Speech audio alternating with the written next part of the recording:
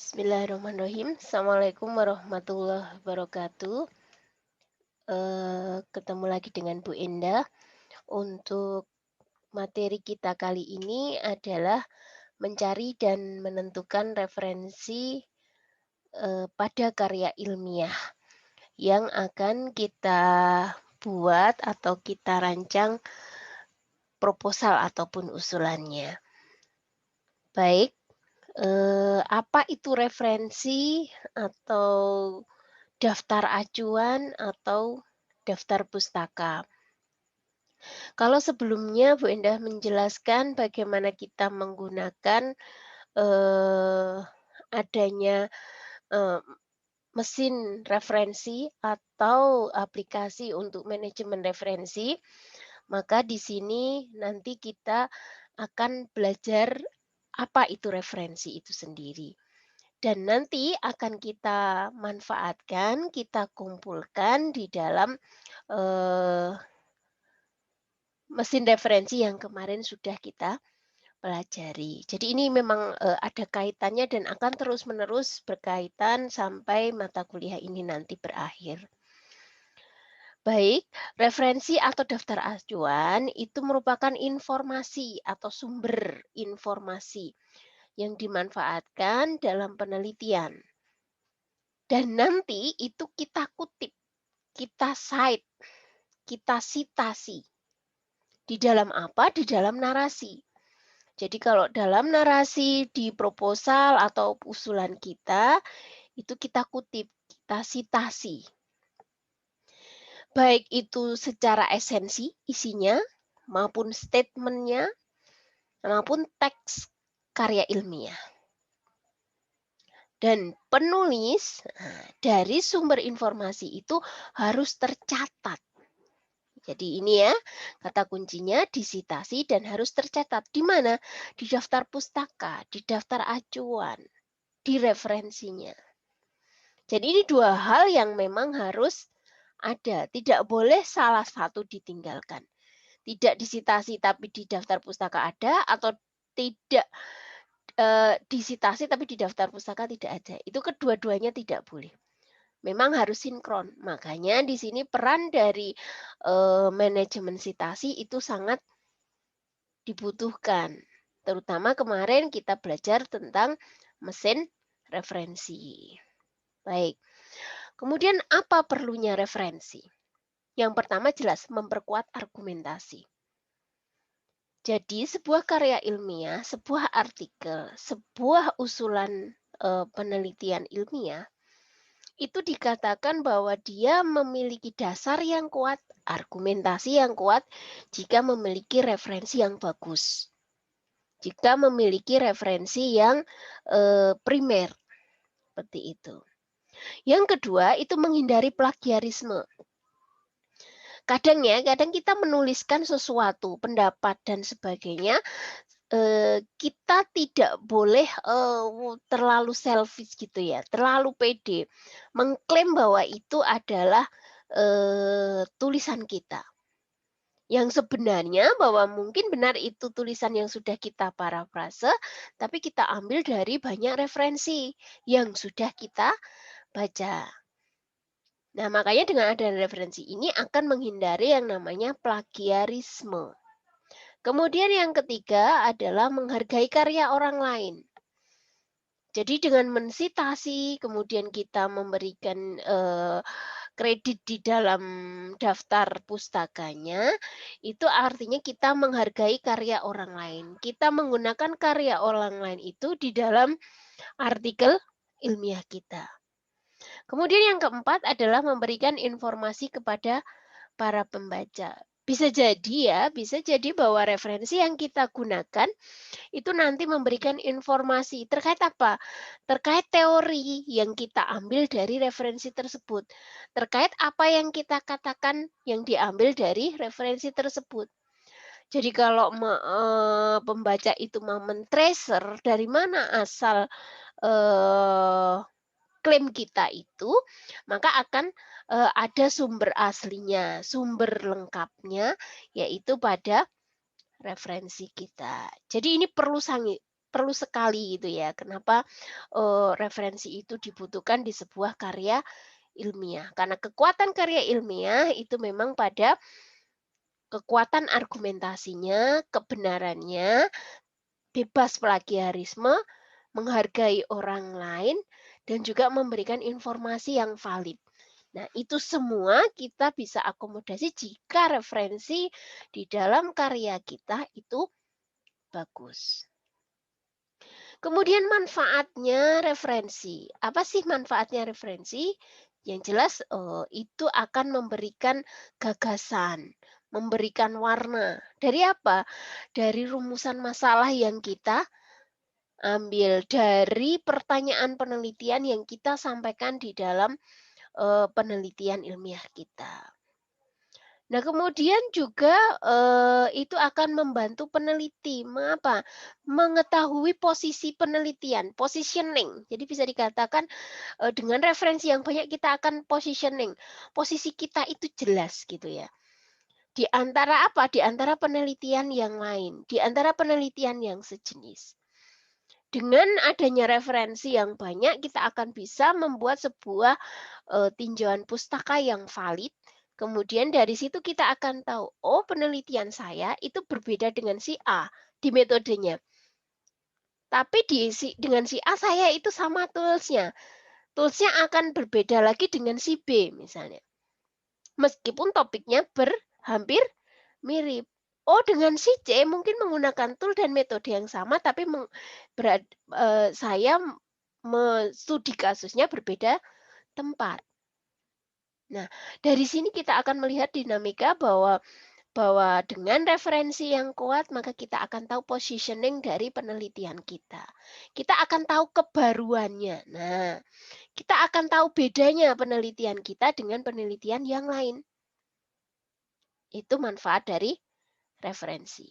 Nah, kemudian ada, macam referensi, itu bisa dibedakan menjadi sumber primer maupun sumber sekunder.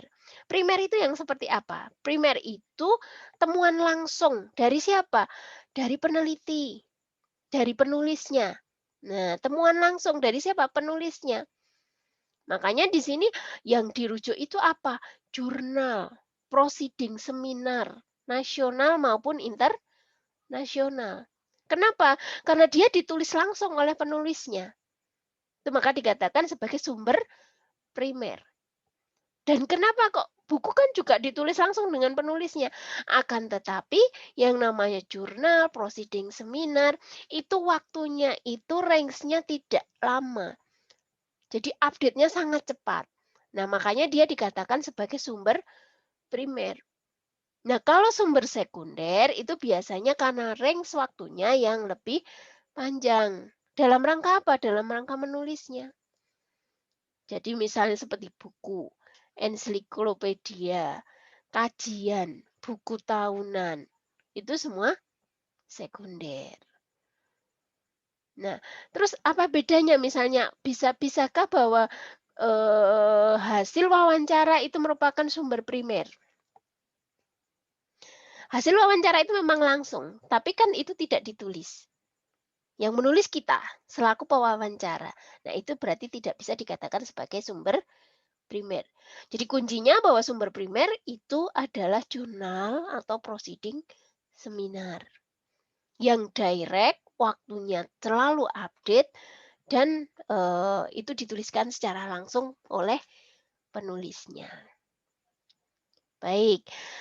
Nah, sekarang mungkin perlu kita pelajari adalah bagaimana cara mendapatkan referensi yang bagus. Bagaimana cara mendapatkan, referensi primer yang kita harapkan, seperti itu. Nah, makanya nanti di dalam, mata kuliah ini, kalian memang diminta untuk menentukan satu topik, satu tema, satu judul penelitian yang akan menjadi kita buat proposalnya. Nah, kemudian bagaimana cara mencari referensinya? Itu ada banyak di sini. Jadi ada yang via Google Scholar, ResearchGate,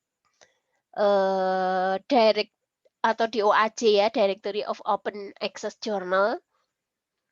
Ataupun dari database bereputasi seperti Scopus, Science Direct, IEEE Explore gitu ya. Cuman Bu Endah di sini, memberikan numbering itu berdasarkan, mana yang bisa kita akses secara, free gitu ya.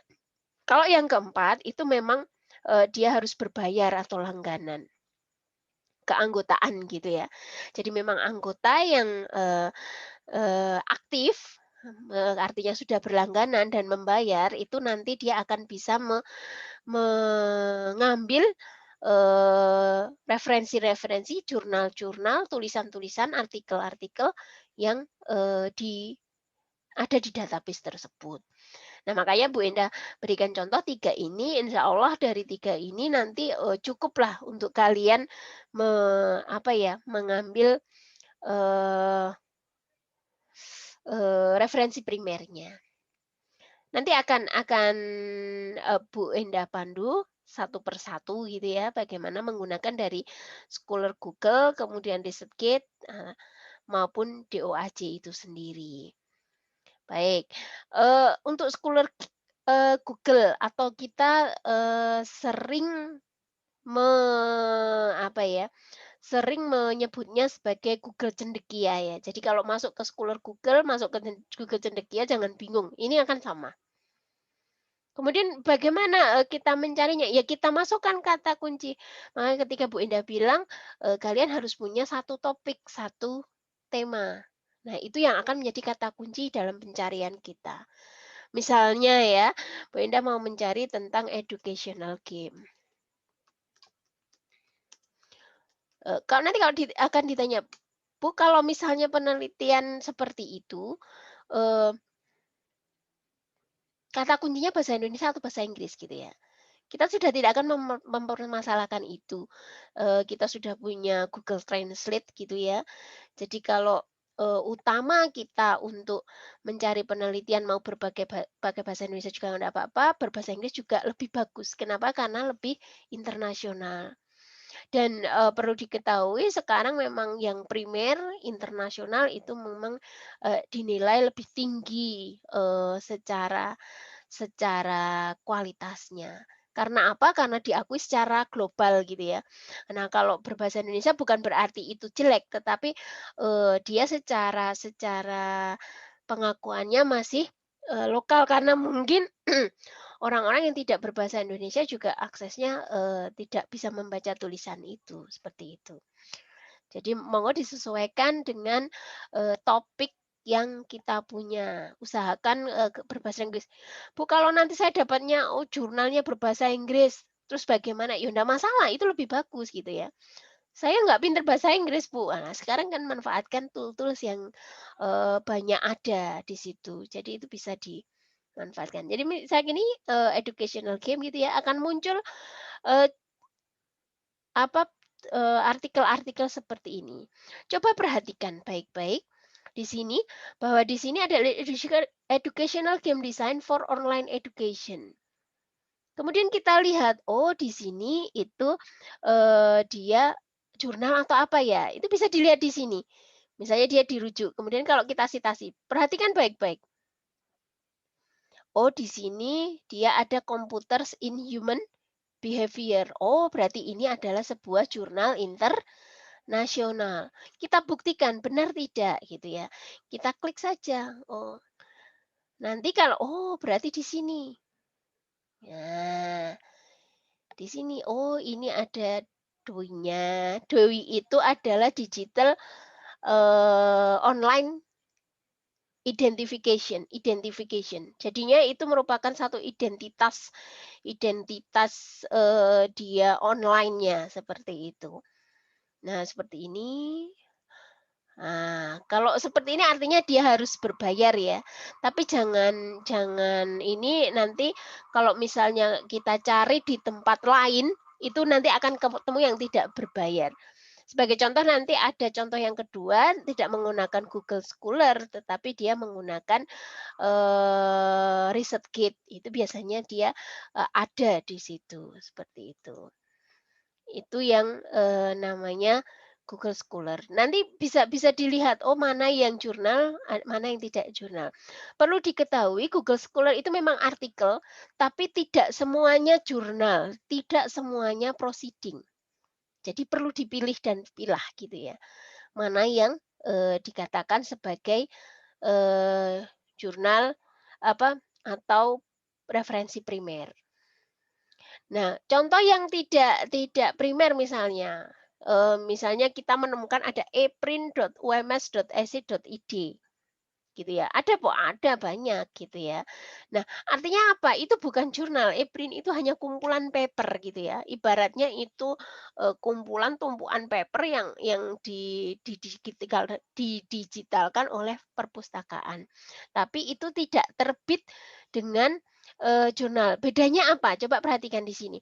Kalau tadi Bu Enda buka di sini sitasinya, itu akan muncul di sini tahun 2008, volume 24 nomor 6 misalnya. Nah, seperti ini. Nah, kalau seperti ini artinya ada volume, ada, nomor, kemudian dia ada tahun terbit, itu jelas. Nah, kalau yang tidak ada seperti itu berarti bukan jurnal atau proceeding. Nah, itu cara cara mudahnya kita mengidentifikasi. Perhatikan baik-baik.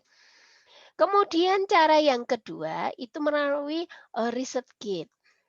Nah, kalau Scholar Google kita masuk, tanpa akun bisa ya, seperti itu. Tapi kalau ResearchGate nanti kalian akan, misalnya belum punya akun silahkan mendaftar, ini free. Nah, seperti ini kebetulan Bu Indah sudah punya akunnya gitu ya, sudah masuk. Kemudian, sebagai researcher sebenarnya itu dikatakan sebagai researcher ya. Boleh nggak Bu mahasiswa sebagai researcher? Boleh banget gitu ya. Silahkan untuk mendaftar dan nanti kita akan publikasi-publikasi itu akan ada di sini. Jadi misalnya kita searching gitu ya tentang educational game.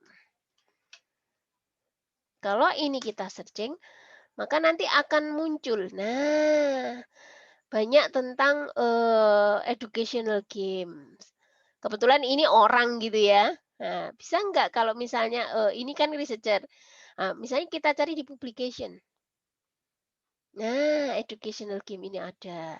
Dan ini bisa kalian mendapatkan jika seperti ini, itu ada full text-nya, available, itu bisa di-download. Nah, itu kalau belum ada, nanti kalian bisa request full text. Kenapa? Ini kita minta langsung, tapi mintanya baik-baik gitu ya. Kita, email gitu, kita minta baik-baik, "Boleh tidak saya punya, PDF-nya dari penelitian yang Anda buat?" Misalnya seperti itu. Itu bisa di-request. Dan Bu Enda sendiri pun, sudah banyak gitu yang me-request beberapa tulisan Bu Enda untuk minta diberikan full text-nya, seperti itu. Itu bisa, sangat bisa. Dan itu, legal gitu ya, seperti itu. Jadi tolong ini ya, kalau seperti ini tinggal diklik aja nanti atau di-download itu sudah dapat full text-nya. Nah, jadi misalnya seperti ini artinya orang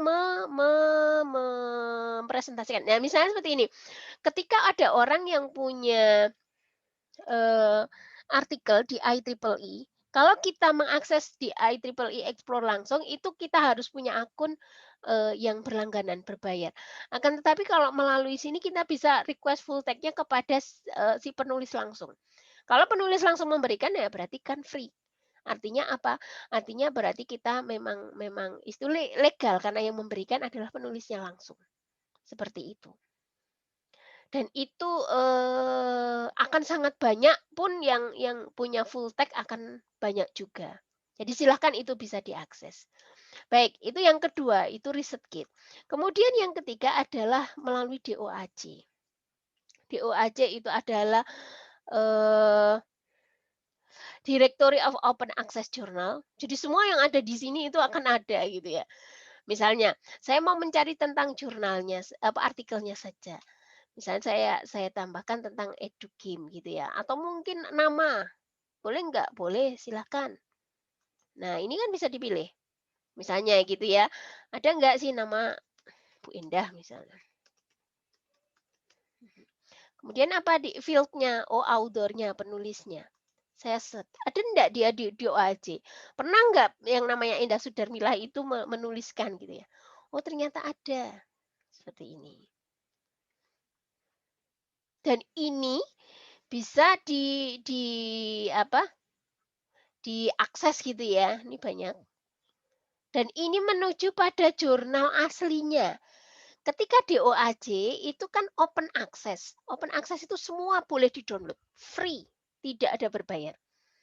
Nah, misalnya di sini ya, oh saya klik ini, nanti saya, akan langsung menuju pada, eee, ini kemudian ada doi-nya, kalau kita klik ini menuju pada artikel aslinya, di mana?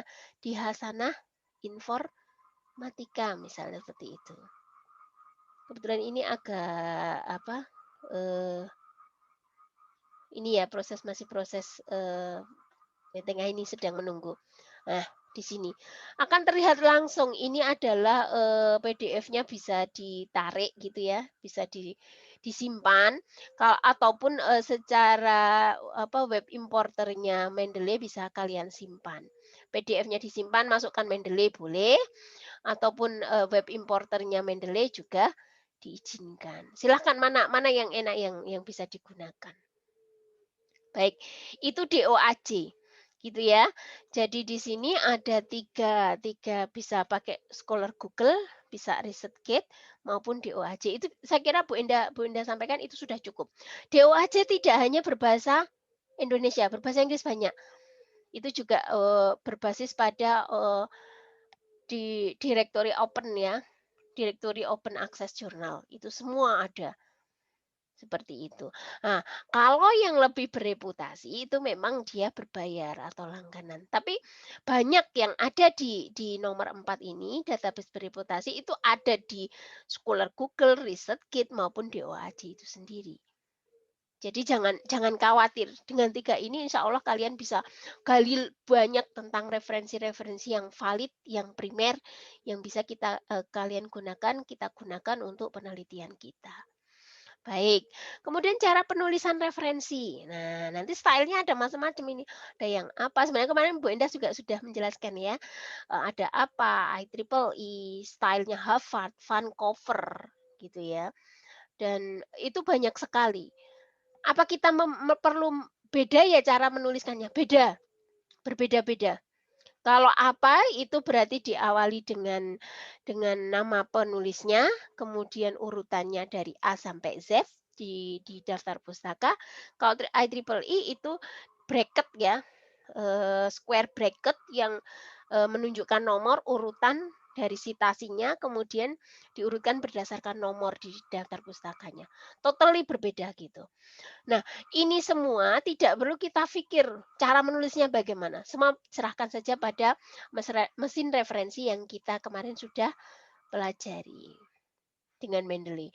Jadi kalau semua dimasukkan ke database Mendeley, maka kita menampilkannya aja berarti tinggal kita ganti stylenya. Itu sangat mudah dan, tidak menyulitkan. Baik, kemudian sebagai latihan nanti, tentukan sebuah tema atau topik tentang penelitian yang akan dibuat proposalnya ini wajib dan, eee, satu tema atau topik itu akan menjadi, kita ikuti step by step bagaimana mengerjakannya itu dari awal sampai akhir. Kemudian, carilah referensi primer dari sumber informasi yang relevan.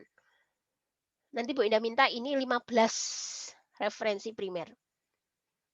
Sangat mudah mencarinya, tidak akan, sulit dan itu berkaitan dengan tema atau topik yang akan kita gunakan. Kemudian masukkan ke database Mendeley yang sudah kita punya. Baik itu by manual, by PDF, maupun by web importer. Kemudian setelah itu buat list referensinya dengan 2 style, style IEEE dan apa. Nanti filenya bisa dijadikan satu gitu ya, atau kemudian jadikan di dalam PDF dan itu, bisa upload di learning management system kita. Demikian dari Bu Endah. Assalamualaikum warahmatullahi wabarakatuh.